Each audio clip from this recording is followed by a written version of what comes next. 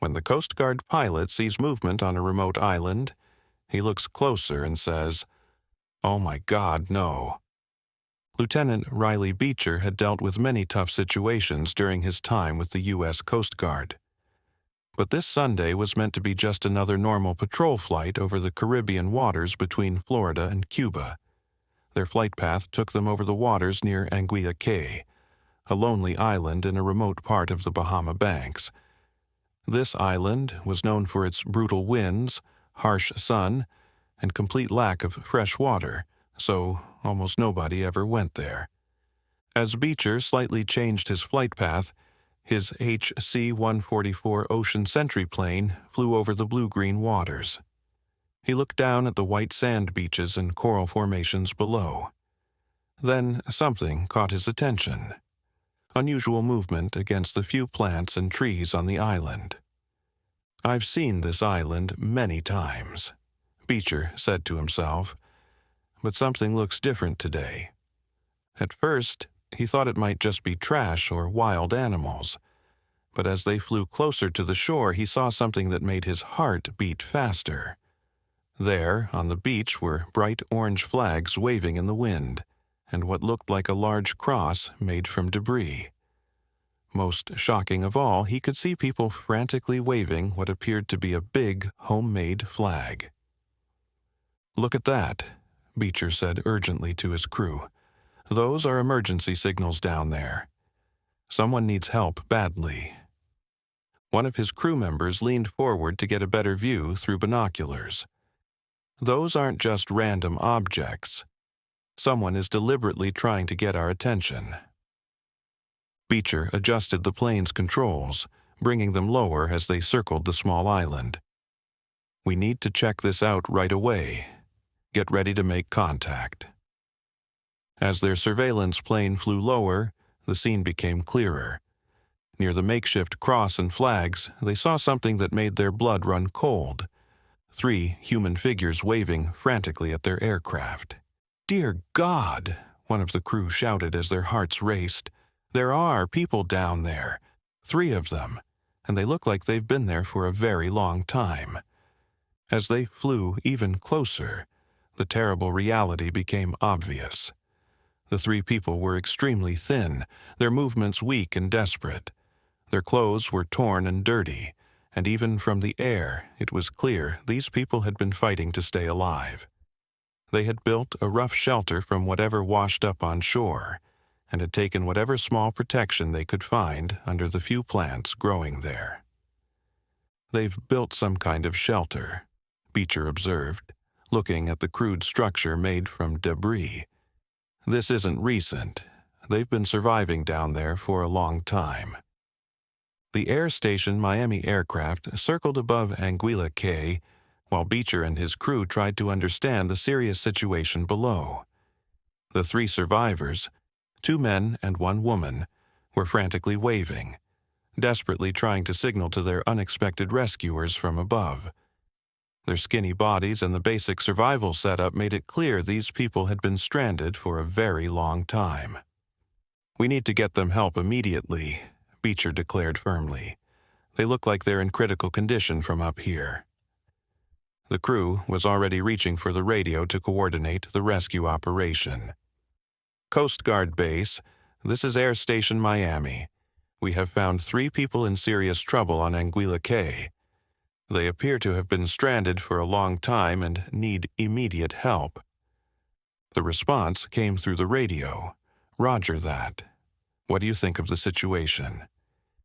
3 adults showing severe signs of exposure and starvation," Beecher reported. "They've built distress signals and a makeshift shelter. This is definitely a long-term survival situation." "Understood.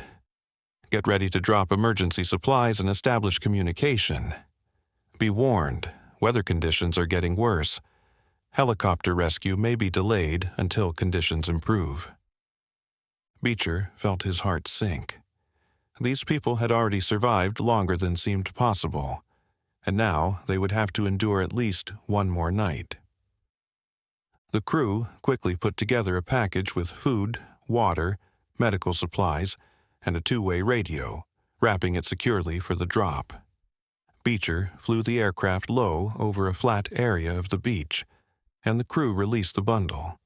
It landed near the 3 survivors, who immediately rushed toward it with what little energy they had left.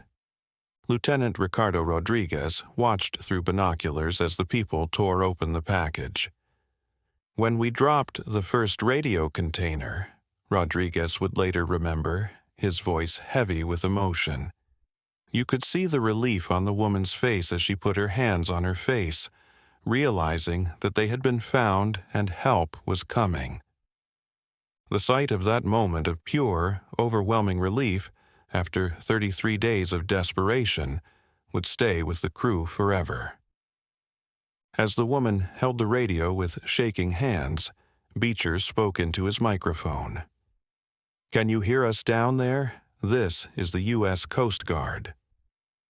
A weak, trembling voice came through the static. "Yes. Yes, we can hear you. Please help us." "We're here to help," Beecher responded, keeping his voice steady despite the urgency he felt. "How long have you been on the island?" The reply came back, filled with desperation. 33 days. Our boat flipped over in rough waters, and we swam here. We've been surviving on whatever we could find. 33 days. The crew looked at each other in disbelief. 33 days of survival on a deserted island seemed almost impossible. "What have you been eating?" Beecher asked, though he wasn't sure he wanted to know the answer. "Conch shells when we can find them, and rats," came the heartbreaking reply. "We built the cross and flags hoping someone would see us. We thought we were going to die here. There's no fresh water on this island. We've been surviving only on water from coconuts." The fact about the water hit the crew hard. Without access to fresh water, these people were truly living on the edge of death. "You're not going to die," Beecher said firmly. "Weather conditions are preventing immediate rescue, but we'll be back first thing tomorrow morning. We've dropped food, water, and medical supplies. Hold on just a little longer." "Thank you," the voice whispered through the radio, breaking with emotion. "Thank you so much. We can make it one more night." As they stayed positioned above the island, Beecher watched the 3 survivors carefully divide up the food and water they'd dropped. Even in their desperate condition, they were still thinking about survival and making things last. "Weather's getting worse," his crew member announced, checking the instruments. "We need to head back to base. The rescue helicopter won't be able to operate in these conditions." Beecher felt the weight of leaving them behind, but there was no choice. "We'll be back at first light tomorrow," he radioed down to the survivors. "The weather should clear by then. Hold tight." Sorry for the interruption. Before we continue with the story, I kindly ask you to like the video and subscribe to this channel. It is very important for us. Thank you very much. The next morning brought clear skies and calmer seas. Lieutenant Justin Dougherty flew a second aircraft to the island while an Air Station Clearwater helicopter prepared for the actual rescue operation. When the rescue helicopter arrived, Aircraft Commander Mike Allard took charge of the careful operation. The MH-60 Seahawk from Air Station Clearwater hovered above the island as rescue swimmers were lowered to check on the survivors' condition.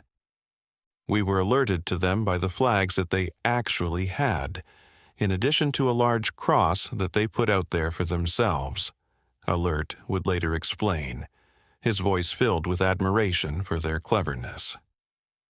Our rescue team found them to be tired, dehydrated, and showing clear signs of just being out in the harsh conditions for the long time that they were there, Alert radioed back to base.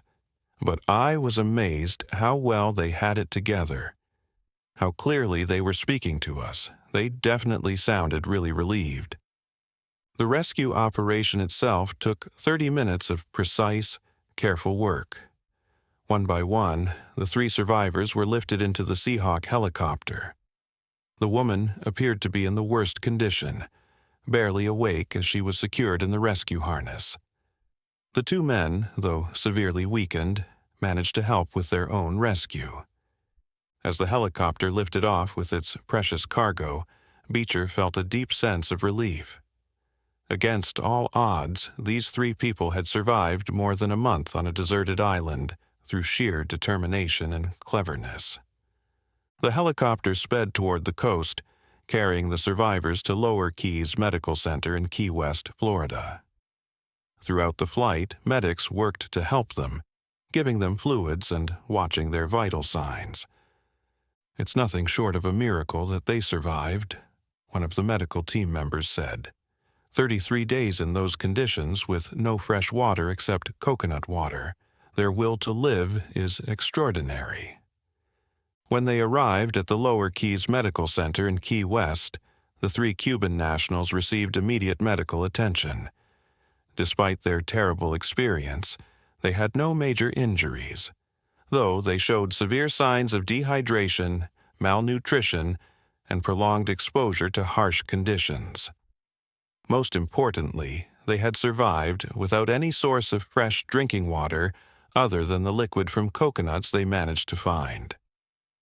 The following Wednesday morning brought a harsh reality to their rescue.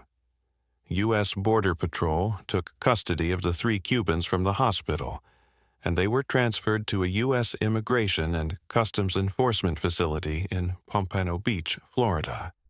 Their dream of reaching American soil had ended not in freedom, but in detention.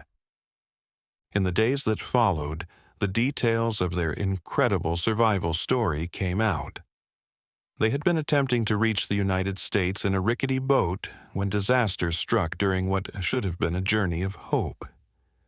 A mechanical failure had crippled their vessel somewhere in the treacherous waters between Cuba and Florida, leaving their malfunctioning boat able to carry them only about halfway to their destination. It remained unclear exactly where their boat had broken down, or how they had managed to reach Anguilla Cay from that point, whether they had drifted with the failing vessel or been forced to swim when it finally gave out completely. Among the three Cuban nationals, two were married, their bond likely helping them endure the unimaginable hardships they faced together. After somehow making it to Anguilla Cay, they had built shelter from debris and survived by catching whatever food they could find. The orange flags and large cross they'd built had ultimately saved their lives, catching the attention of Beecher's routine patrol. Their survival came at a time when such dangerous journeys had become increasingly dangerous. Since the end of the wet foot, dry foot policy, Cuban migrants no longer received automatic asylum upon reaching U.S. soil, yet hundreds still attempted the dangerous crossing each year. In 2019 alone, Coast Guard officials had stopped more than 450 Cubans trying to reach the United States by boat. Their story became proof of human strength and the life-saving importance of the Coast Guard's regular surveillance missions. The entire rescue operation was carefully documented by Petty Officer 3rd Class Jonathan Ditto, whose video footage would preserve this remarkable story of survival. Aerial photographs captured by Petty Officer 1st Class Nicole Santoretti showed the harsh reality of their makeshift existence on the 1.7 square kilometer island. For Lieutenant Riley Beecher, who first spotted them, and the entire rescue team, it was a reminder of why their work mattered. Somewhere out there, people in desperate need were counting on them to notice the impossible and respond with everything they had. Thanks to our air crews carefully conducting routine patrols, we were able to spot people in trouble and help, Coast Guard Command Duty Officer Sean Connett would later say. "I've seen this island many times, but it kind of stood out that day," Beecher thought back. "I don't know how they did it. I'm amazed that they were in such good shape when we saw them." Petty Officer 2nd Class Brandon Murray summed up what everyone was thinking. "I cannot remember a time that we saved people who were stranded for over a month on an island. That is a new one for me."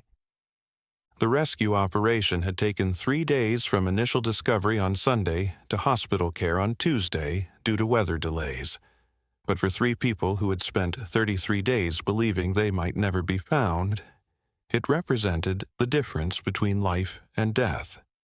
Their survival was proof of human endurance, cleverness, and the power of hope that rescue would eventually come. Yet their story also reflected a larger tragedy: the dangerous journey undertaken by tens of thousands of Cubans since the 1980s, attempting the dangerous 100-mile passage from their homeland to Florida.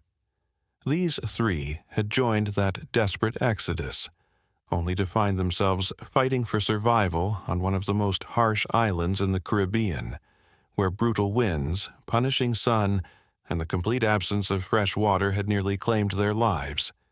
Tragically, Anguilla Cay would see similar desperation again.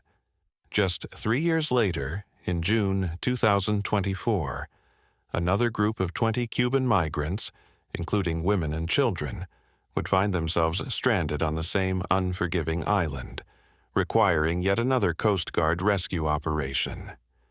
The island had become an unwitting symbol of the ongoing human cost of these perilous journeys across the Florida Straits. Did you enjoy this story? If you were stranded on a deserted island for over a month, do you think you would have the strength to keep hoping for rescue? Let us know in the comments below. If you like the story, subscribe to this channel and leave a like. Never give up hope. Someone might be looking for you when you least expect it. Thanks so much for listening. See you in the next video. Have a great day.